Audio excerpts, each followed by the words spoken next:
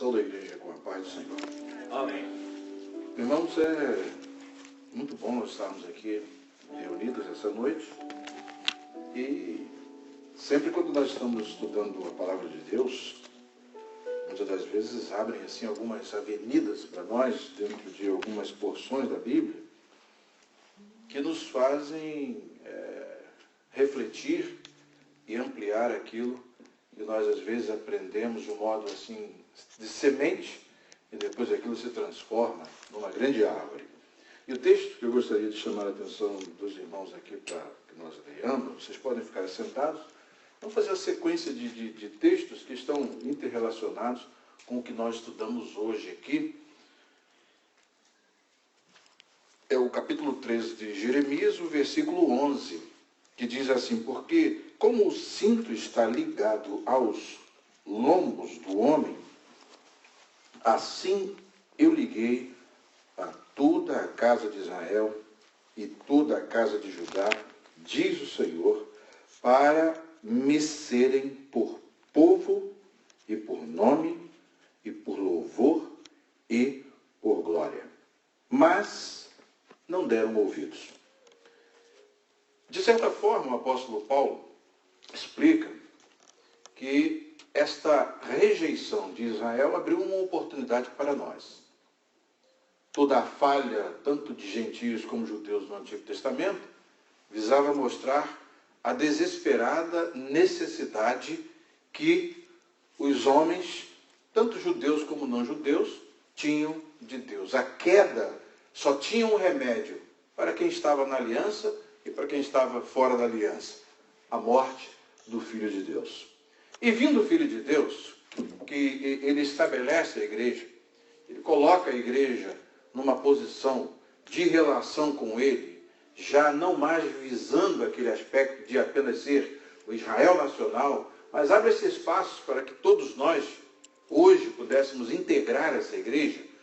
Esta relação de intimidade que ele propôs no seu coração construir com Israel, que a gente percebe aqui pelo texto o tom de frustração de Deus, né? Um Deus frustrado. Por quê? Porque ele tem um propósito, ele tem um objetivo, que esse povo seja o seu povo, para a glória do seu nome, para o seu louvor, para a sua glória, mas não me deram ouvidos. Transpondo para nós, igreja, nós vamos observar que na revelação desse verbo que se fez carne, né? Quando se fala verbo se fez carne, é palavra encarnada, é palavra que vem trazer para nós instrução, é palavra que sai do trono e vem pisar neste mundo aqui para revelar aquilo que está dentro do coração do Pai. E dessa revelação, o Evangelho de João, que nós estudamos aqui de um modo muito detalhado, não é? Alguns conceitos começaram a ser revelados por Jesus, e dentre as coisas que a gente mais destaca no Evangelho de João é exatamente o conceito da trindade, da triunidade divina. Quando o Senhor, não é, se manifesta, então a gente vê logo no batismo, está Jesus sendo batizado, está o Espírito Santo descendo sobre ele, e daqui a pouco o Pai dizendo: este é o meu Filho amado, em quem me comprazo. Esse foi um dos conceitos mais difíceis de ser compreendidos pelos primeiros cristãos e até hoje, não é? Mas isso não implica em privilégios tão grandes, porque quando Jesus, por exemplo, ele fala acerca da sua ida, né? Ele vai embora e diz para eles: olha, não se turbe o vosso coração, capítulo 14, a partir do verso 1, credes em Deus, credes em Deus, crede também em mim. Qual a diferença entre um e outro? Isso que é bom quando você lê, prestar atenção nos verbos ali, se ele está com tem, esse Szinho faz uma diferença enorme. Quando Jesus diz credes em Deus, ele está dizendo uma afirmação: vocês creem em Deus. Agora, quando ele disse crede também em mim, aí ele está ordenando que assim seja feito. É um verbo no imperativo. Então, vocês já creem, né, no Pai. Agora, creiam também em mim. Então há uma diferença entre credes em Deus, crede também em mim. Porque essa versão que tem esses verbos bem conjugados aqui com a nossa versão, dá às vezes essa confusão que pode prevalecer quando a gente desconhece esses detalhes. Um verso, um Szinho faz uma diferença enorme aqui. E ele diz, na casa de meu pai há muitas moradas. Se não fosse assim, eu vou-lhe teria dito, pois vou preparar-vos lugar. Observem que Jesus está aqui na terra, ele está dizendo que na casa do Pai há muitas moradas, e ele está dizendo que vai para lá. Vou preparar-vos lugar. E se eu for e vos preparar lugar, virei outra vez e vos levarei para mim mesmo. Ou seja, ele estará lá e vos levarei para mim mesmo, para que onde eu estiver, estejais vós também. Mesmo vós sabeis para onde vou e conheceis o caminho. Então aí ele faz uma afirmação dizendo que os discípulos, vocês já sabem para onde eu vou, que é para a casa do Pai, e vocês já sabem o caminho. Aí Tomé, eu não sei não. Tomé, eu não sei nada. Ele está dizendo que a gente sabe, mas eu não sei não. Disse-lhe Tomé, Senhor, nós não sabemos para onde vais e como podemos saber o caminho. Qual é o endereço? Fica onde aqui? Fica onde? Que lugar é esse que tu vais? Faz uma pergunta assim, a la homem, a forma humana. Disse-lhe Jesus, eu sou o caminho e a verdade e a vida. Ninguém vai ou vem? Ele diz, ninguém vem ao Pai a não ser por mim, senão por mim. A gente vai começando a ler aqui, eu fico imaginando a cabeça dos discípulos quando começaram a ouvir essas primeiras instruções.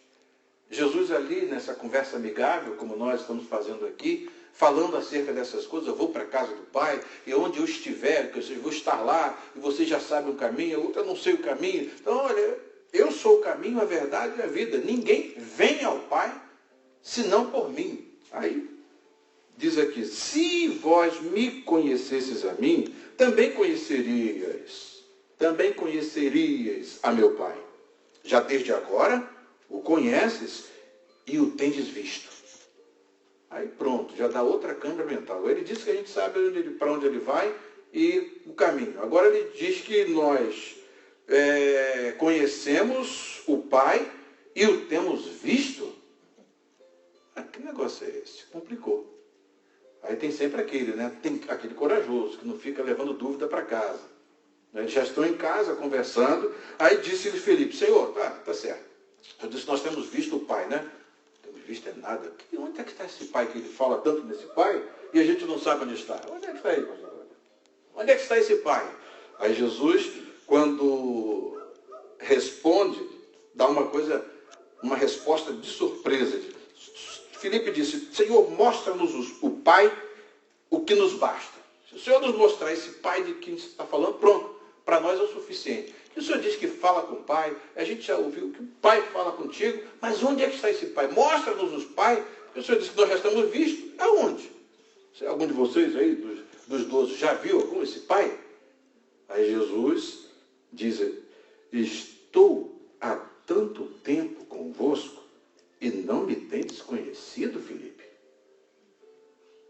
Surpreendente, a resposta. Ele disse, quem me vê a mim, vê o Pai. E como dizes tu, mostra-nos o Pai? Não crês tu que eu estou no Pai, e que o Pai está em mim? Aí já começa, mostra o que? A identidade. Quando o homem quer separar, ele junta. Quando o homem quer juntar, ele separa. Isso dá uma câimbra mental na cabeça dos discípulos, e Jesus prossegue. As palavras que eu vos digo, não as digo de mim mesmo, mas o Pai que está em mim é quem faz as obras. Crede-me que estou no Pai e o Pai em mim. Crede-me, ao menos por causa das mesmas obras. Na verdade vos digo que aquele que crê em mim também fará as obras que eu faço e as fará maiores do que estas, porque eu vou para o meu Pai. Pronto, novamente ele diz que o Pai que está ali, agora já está fora dele, numa outra dimensão, para onde ele está indo. Obviamente esse conceito Não é? Por isso, quando Deus começa a falar como Deus, só Deus entende.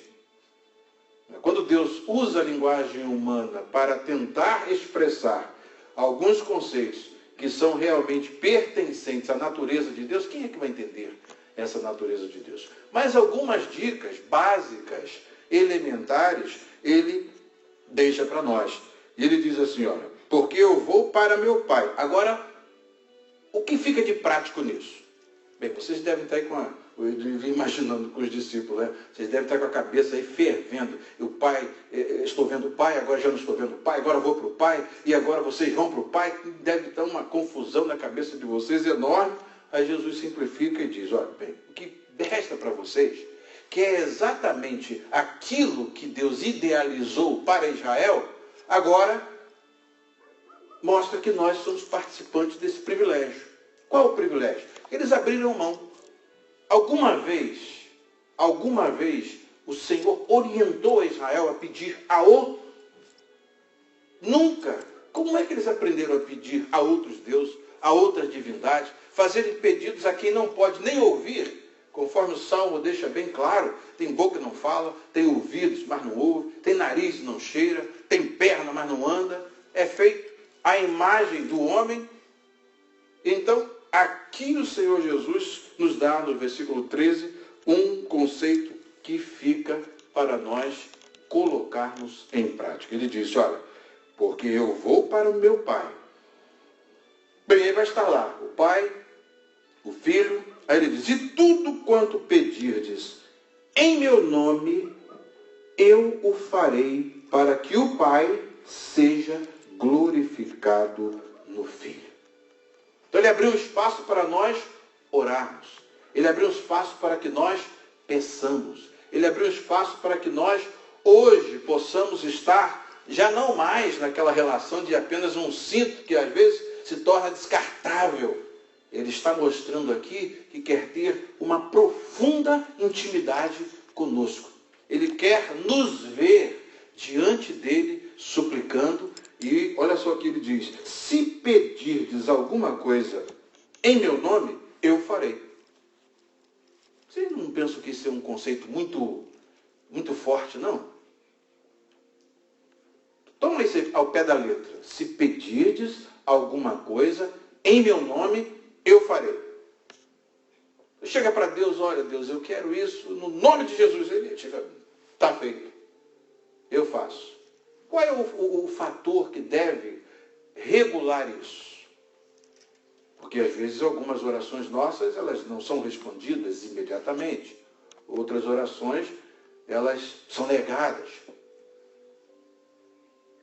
Tiago diz que pedis e não recebeis, porque pedis mal. Então, o pedir mal vem exatamente pelo fato de nós, às vezes, não termos a condição de saber pedir.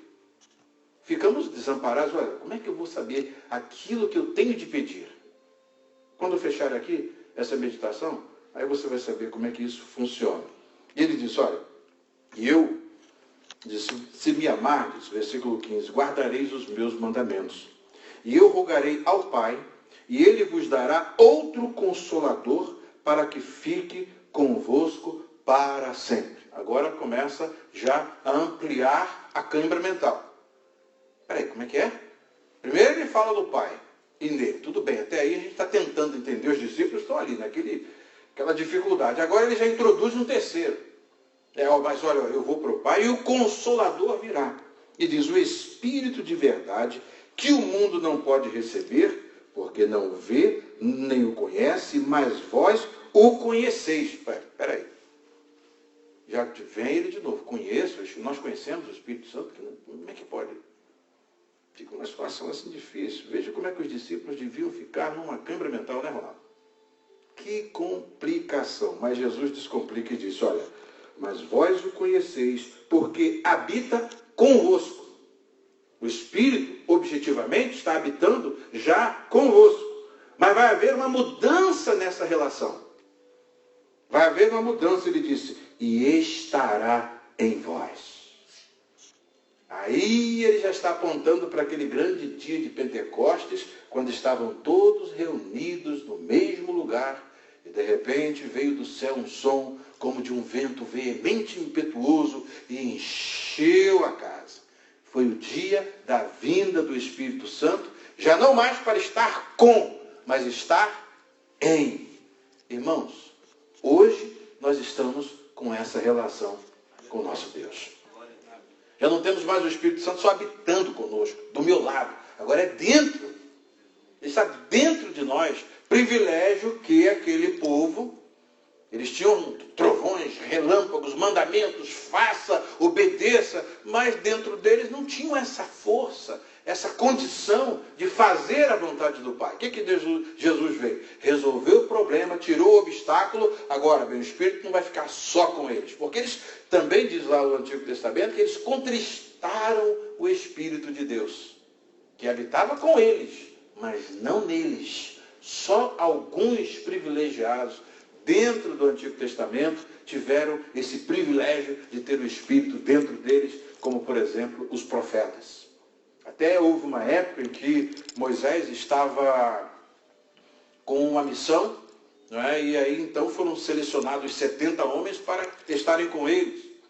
E 2 daqueles homens, no dia que foi selecionado, marcado para que eles recebessem o Espírito que estava sobre Moisés, aí o Espírito de Deus veio sobre aqueles homens. E tinham 2 que estavam fora. Aí alguns reclamaram, fulano e Beltrano estão lá fora, lá, então recebendo também a mesma coisa que nós aqui. Aí Moisés falou assim, quem dera se todo Israel fosse profeta e se Deus lhes desse o seu Espírito. Ou seja, o Espírito Santo, se habitasse em todo esse Israel, seria uma bênção. Hoje, o Espírito Santo está habitando em todos nós. Não é apenas privilégio dos líderes, mas todos, as crianças, todos estão agora tendo esse Espírito Santo habitando na vida. E aí Jesus diz, ele não estará apenas convosco, mas estará em vós. O Espírito de verdade que o mundo não pode receber, porque não o vê, nem o conhece, se o mundo conhecesse o que é o Espírito Santo. Gente, nós conhecemos e muitas das vezes não valorizamos tanto o que é ter o Espírito Santo.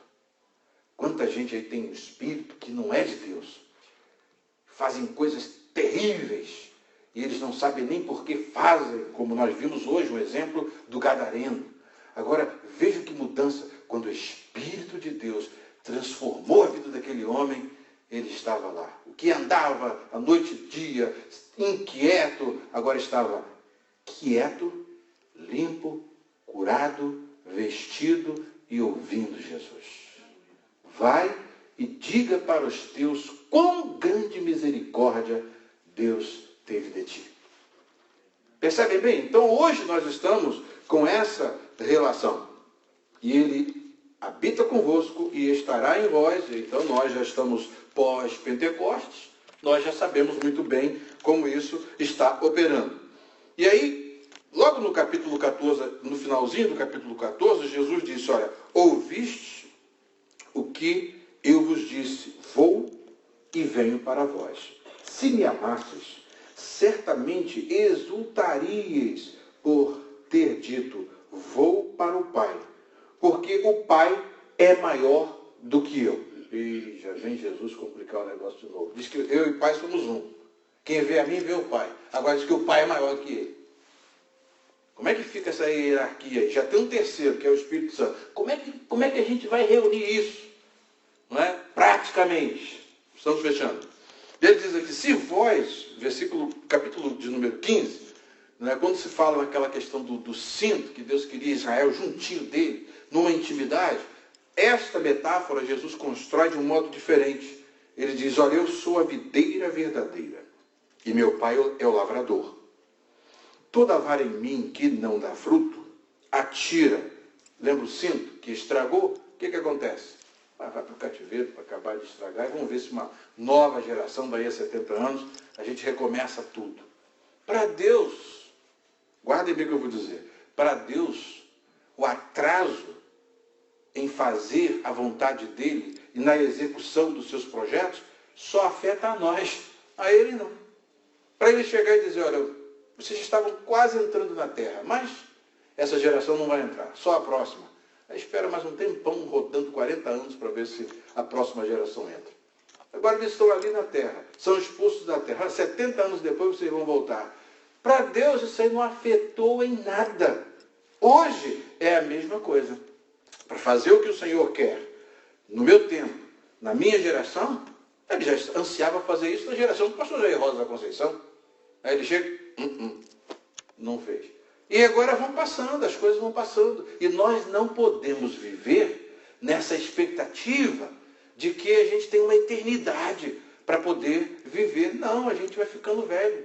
Aquele pastor que viu o pastor Claudino nascer, hoje já está com 90 anos. Ele já está com 60 e vai por aí afora, e o tempo vai passando, e as novas gerações. Mas o que nós podemos fazer na nossa geração, nós vamos deixar para o outro. Para Deus não faz diferença fazer a obra comigo ou com o Tiago. Mas para mim faz. Por quê? Porque Ele quer fazer comigo. Ele já falou que quer fazer comigo. O que Ele falou para mim, Ele falou para vocês. Ele disse, ungido, vou te dizer um segredo. Se preocupa só comigo que eu farei a minha obra contigo. Então Deus quer fazer a obra conosco. Ah, mas fulano não quer, Beltrano não sei. Não tenho nada a ver com isso. Nós temos que fazer o quê? Eu quero, Senhor. Eu quero. E olha só que privilégio Jesus diz aqui, ó. Ele diz, olha, toda vara em mim que não dá fruto, atira e limpa toda aquela que dá fruto, para que dê mais fruto. Ou seja, você está produzindo, você está produtivo na causa de Deus, simplesmente vai acontecer o que Deus vai tirar mais obstáculos que existem para que você seja mais produtivo. É como aquele que está preparando, trabalhando com uma lavoura e cuidando dela para tirar tudo aquilo que impede de ela ser cada vez mais produtiva. É essa a relação que Jesus diz que nós estamos com Ele. E ele diz assim, vós já estáis limpos pela palavra que vos tenho falado. O que limpa a cada um de nós? É a palavra. Por isso que a gente tem que ler a Bíblia, a gente tem que vir para o estudo bíblico, estudar a palavra, no culto ter palavra, o hino ser palavra, como dizia Lutero, não é, que era explicatio texto, era a explicação do texto e uma pregação sonora. Era o conceito que Lutero tinha de hinos. Hoje tem hino aí que não está dentro dessa formatação. Tem hino para todos os objetivos. E não hinos que realmente glorificam a Deus e que nos elevam à presença do Senhor. Então, não tem nada a ver com isso. Olha só o que ele diz. Vós já estáis limpos pela palavra que vos tenho falado, está em mim. Israel fez o quê? Fez com que o cinto que eles eram aquele cinto no Senhor. Tira esse cinto de você. E o profeta não está nem sabendo que era Israel que estava desapegando do Senhor. Joga ele lá, cava perto da umidade, deixa lá, joga as pedras possíveis e abandona para lá. Depois vai lá e pega. Quando vê, era inútil, não servia mais para nada. Aqui, o que o Senhor está dizendo? Como que rogando, bem, já que Israel não deu conta, não deu certo, agora vocês, está em mim, e eu em vós, como a vara de si mesma não pode dar fruto, lembra do que nós estudamos hoje? De manhã? Por que ele não aconteceu? Por que eles não conseguiram fazer? Porque eles não tinham o que nós temos. Eles não tinham o que nós temos. Aí vai o etíope mudar a sua pele? O leopardo vai mudar a sua coloração? Não tem como, mas hoje nós temos condição de mudar? Hoje nós temos condição de ser diferente? Hoje nós temos condição de vestir diferente? Hoje nós temos condição de falar diferente? Hoje nós temos condição de o mundo dizer sim e nós dizermos não? Sim, porque nós temos o Espírito de Deus. Ele hoje nos deu essa condição de nós estarmos nele e ele em nós. Para nós podermos dizer sim, Senhor, para ele e dizer não para o nosso adversário.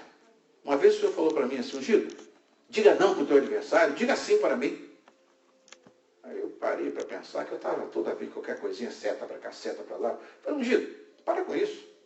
Diga sim para mim e não para o teu adversário. Ou seja, vem um pensamento, uma coisa que está dentro do seu coração, uma coisa que aparece, que você está vendo, que está em frontal oposição à vontade de Deus. Você tem que fazer o quê? Não. Agora aquilo que surge um desejo bom, vou orar, opa, sim. Vou ler a Bíblia, opa, sim. Vou para a igreja, opa, sim. Vou para o estudo bíblico, opa, sim. É exatamente essa dinâmica que o Senhor está dizendo para que nós desenvolvamos. E nós hoje temos condição. E diz, olha, a vara de si mesmo não pode dar fruto se não estiver na videira. Assim também vós, se não estiverdes em mim. Eu sou a videira, vós as varas. Agora já não é o cinto. Olha a metáfora. E diz, quem está em mim e eu nele, este dá muito fruto, porque sem mim nada podereis fazer. E aí, Jesus disse, olha, se alguém não estiver em mim, será lançado fora. Olha o cinto. Joga fora. O cinto podre serve para quê? Hein? Joga fora. Se alguém não estiver em mim, será lançado fora, como a vara. Resultado, e se secará.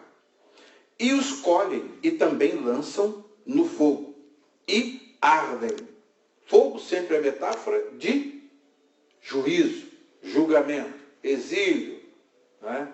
Nós estamos estudando, dá para entender bastante isso. Por isso que Jeremias é chamado lá, logo no início do livro, de um profeta que recebe as suas palavras, as palavras de Deus, ele se torna como boca de fogo.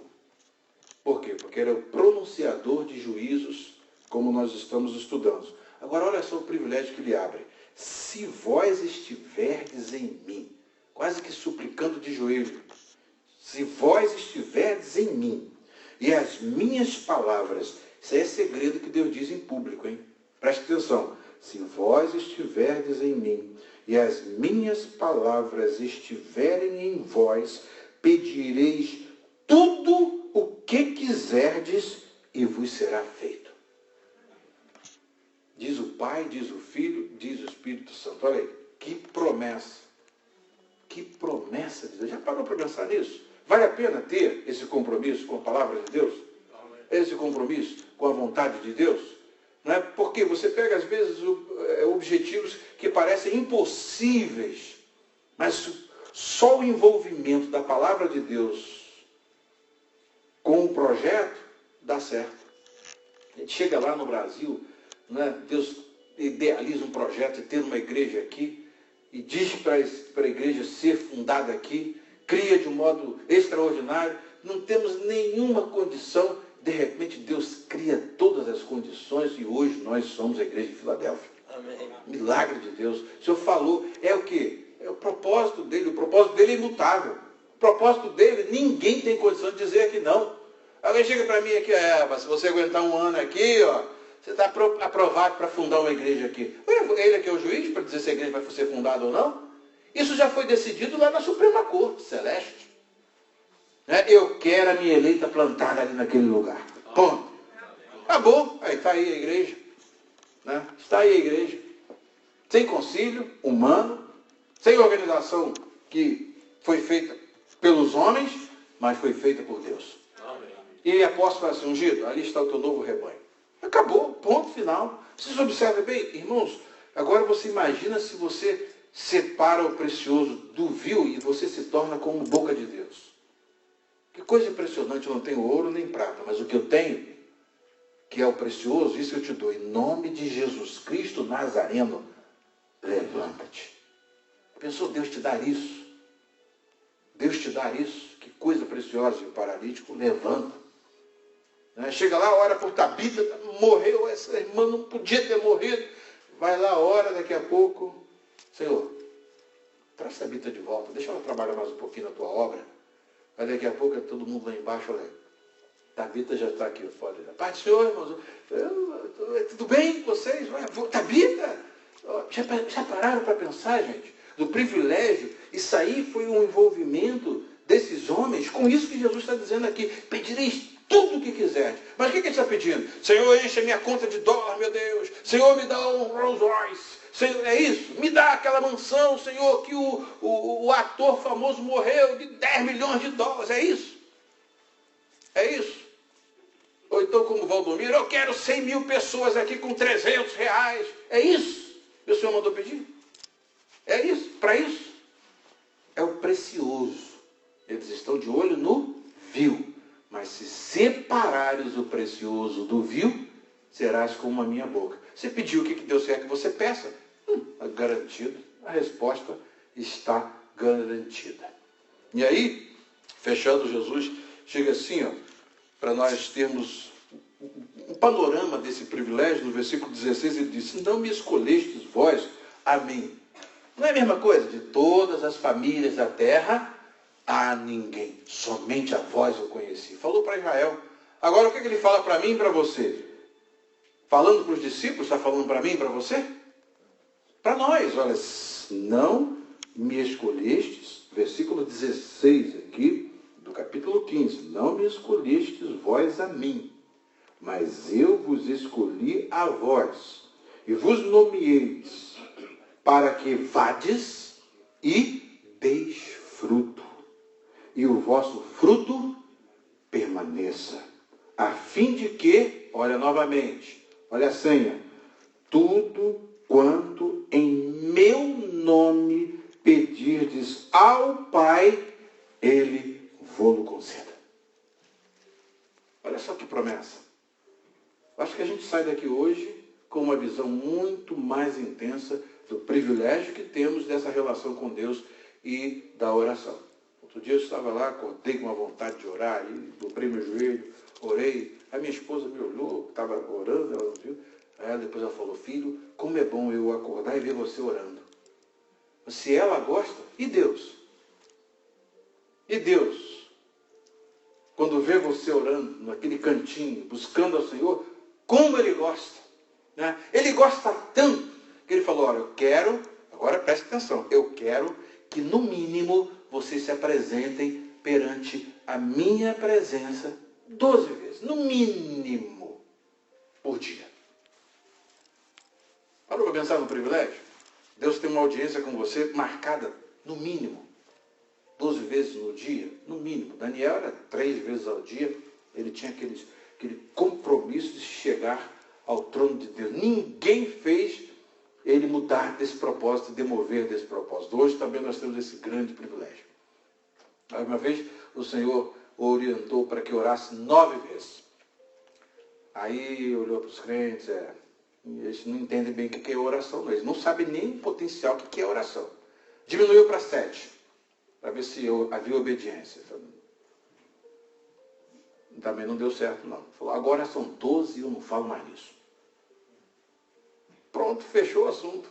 Mas, gente, vamos analisar por outra ótica, por outro ângulo. É um privilégio você chegar diante de Deus e saber que Deus está te esperando. Está no cantinho te esperando. Na sua casa. Você tira aquele momento, vai falar com Deus. Se você tivesse amanhã um compromisso de ir lá na Casa Branca para tomar um café com o Obama, qual seria a sua expectativa? Qual seria o que você faria para que isso acontecesse? Primeira roupa, né? Meu Deus, manda lavar o carro, até alugar um carro. Você ia alugar aí um carro melhor do que pode, né? E para poder estar amanhã, meu Deus, todo mundo vai ficar sabendo, eu estou lá na Casa Branca, vou tomar café com o presidente dos Estados Unidos. Que coisa, que privilégio! Vai para o Facebook, na hora, amanhã, olha, 9 horas, vocês aí no Brasil, às 12, meio-dia, eu estarei na Casa Branca tomando café com o presidente dos Estados Unidos. Por que você não bota no Facebook? Olha, irmãos, amanhã eu terei 12 audiências no mínimo com o Rei dos Reis, Senhor dos Senhores, o Deus que fez os céus e a terra. Parece que a gente vê que uma coisa é mais importante do que a outra. É exatamente, gente, o trono está aberto, Deus está querendo ouvir, como diz o mineiro, vamos falar a mineira, Deus está doidinho para te abençoar. A linguagem do mineiro, né, pastor? E não aparece um que que se apresente, que veja a oração por essa ótica. Eu estou falando para vocês, eu estou falando aqui mais é para mim também, porque o que eu estou falando para vocês é lá e cá, para eu também ver isso de um modo diferente, que Deus quer nos ver orando. E ele chega aqui e diz, olha, mas, versículo 26 diz, mas quando vier o Consolador, que eu, da parte do Pai, vos hei de enviar, vai confundindo mais a cabeça dos discípulos. Aquele Espírito de verdade que procede do Pai, testificará de mim. Prossegue no capítulo 16, a gente fecha agora aqui, que é exatamente esses 3 capítulos, eles falam sobre essa relação entre Pai, Filho e Espírito Santo. E ele diz, olha, mas, versículo 13 do capítulo 16, mas quando vier aquele Espírito de verdade, ele vos guiará em toda a verdade, porque não falará de si mesmo, mas dirá tudo o que tiver ouvido e anunciará o que há de vir. Ele me glorificará, porque há de receber do que é meu e vou-lo-á de anunciar. Ou seja, o Espírito Santo está recebendo dele, de Jesus, e trazendo para a igreja. Trazendo para a igreja. Ao recapitularmos isso que está aqui, nós estamos simplesmente tendo o privilégio de transmitir para vocês aquilo que Jesus, o Verbo encarnado, trouxe para tomarmos conhecimento. E diz aqui, tudo quanto o Pai tem, é meu. Tudo quanto o Pai tem, é meu. Por isso, vos diz que há de receber do que é meu, e vou-lo-á de anunciar. Mostra aqui, né, a relação de submissão funcional, não essencial, deu câmbio mental aí? Entre o Pai, o Filho, igualdade, e o Espírito na subordinação funcional a eles. Ou seja, o Espírito vai trazer do que é do Pai e do que é do Filho, porque o que é do Pai é do Filho. Deu para entender? Claramente, né? Os discípulos deviam estar entendendo tudo. Eu imagino que eles deviam estar entendendo tudo. Mas Jesus nem se preocupa e diz, olha, um pouco de tempo e não me vereis, e outra vez um pouco e ver-me-eis, porquanto vou para o Pai. Aí fica todo mundo lá, mas que é isso que ele nos diz? Um pouco e não me vereis, e outra vez um pouco e ver-me-eis, porquanto vou para o Pai. O que é isso? O que quer dizer isso? Um pouco. Não sabemos o que diz. Conheceu Jesus, versículo 19, que o queriam interrogar e disse-lhes, indagais entre vós acerca disto que disse um pouco e não me vereis, e outra vez um pouco e ver-me-eis? Na verdade vos digo que chorastes, que vós chorastes, e vos lamentareis, e o mundo se alegrará. E vós estareis tristes, mas a vossa alegria, ou melhor, a vossa tristeza se converterá em alegria. Ele está falando daquela sequência ali. Prisão, morte, depois vem a ressurreição, e por último, a alegria maior, a vinda do Espírito Santo. Jesus está pintando um quadro daquela sequência ali. Ele diz, a mulher, quando está para dar à luz, sente tristeza, porque é chegada a sua hora. Mas depois de ter dado à luz a criança, já não se lembra da aflição pelo prazer de haver nascido um homem no mundo. Assim também vós, agora, na verdade, tendes tristeza, mas outra vez vos verei, e o vosso coração se alegrará, e a vossa alegria ninguém vô-la tirará. Essa alegria não vai mais sair. Lembra do corinho? Essa alegria não mais vai sair. Ele diz, e naquele dia, diz, nada perguntareis. Na verdade eu vos digo, de novo, olha, que tudo quanto pedirdes, a quem? A meu Pai. Em nome de quem? Em meu nome, ele vô-lo há de dar. Até agora, nada pedistes em meu nome. Pedi e recebereis, para que a vossa alegria se cumpra. Disse-vos isto por parábola. Chega, porém, a hora em que vos não falarei mais por parábolas, mas abertamente vos falarei acerca do Pai. Naquele dia, pedireis em meu nome, e não vos digo que eu rogarei por vós ao Pai. Então, quando a gente chega, vou pedir uma coisa a Deus, né? Aí Jesus é o intercessor. Jesus intercede por nós aí para ver se o Pai nos atende. Jesus está dizendo, não vai ser assim não. Olha só o que ele disse, naquele dia pedireis em meu nome, e não vos digo que eu rogarei por vós ao Pai. Por quê? Pois o mesmo Pai vos ama, visto como vós me amastes e crestes que saí de Deus. Ou seja, quando a gente ora ao Pai, em nome do Senhor Jesus, Jesus não dobra o joelho diante do Pai, atende lá o teu servo, atende lá, a minha serva atende. Não, o próprio Pai já está com um desejo de atender. Sabe por quê? Por causa do amor que ele nos tem. Aí fica a questão, mas e aí? O Espírito Santo, depois que vem, qual o papel dele nessa relação que agora nós estamos com ele? O apóstolo Paulo nos fecha essa questão de modo muito interessante, dizendo no capítulo 8, versículo 26 e 27, com os quais a gente para, e diz assim, e da mesma maneira também o Espírito ajuda as nossas fraquezas, porque não sabemos o que havemos de pedir como convém, mas o mesmo Espírito intercede por nós com gemidos inexprimíveis. E aquele que examina os corações sabe qual é a intenção do Espírito, e é ele que, segundo Deus, intercede pelos santos. Aí qual é o papel do Espírito Santo na questão dessa relação que a gente está com Deus, no momento em que você chega a Deus, no momento em que você pede a Deus, você não sabe o que vai pedir, aí Ele vai e coloca em você exatamente aquilo que você deve pedir ao Pai, de modo que o Pai ouça, atenda e responda, e o nosso gozo se cumpra. E quando você nem ao menos sabe, né? Às vezes a gente para num momento de comunhão com Deus, a sua oração, ela fica liquefeita.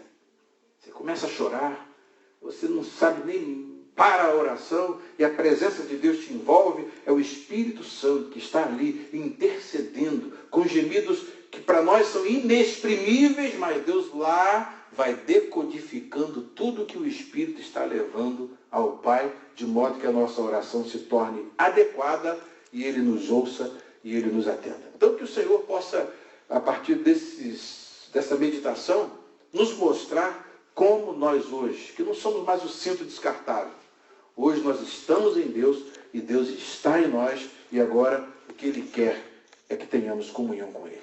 É só isso. Está em mim e eu em vós.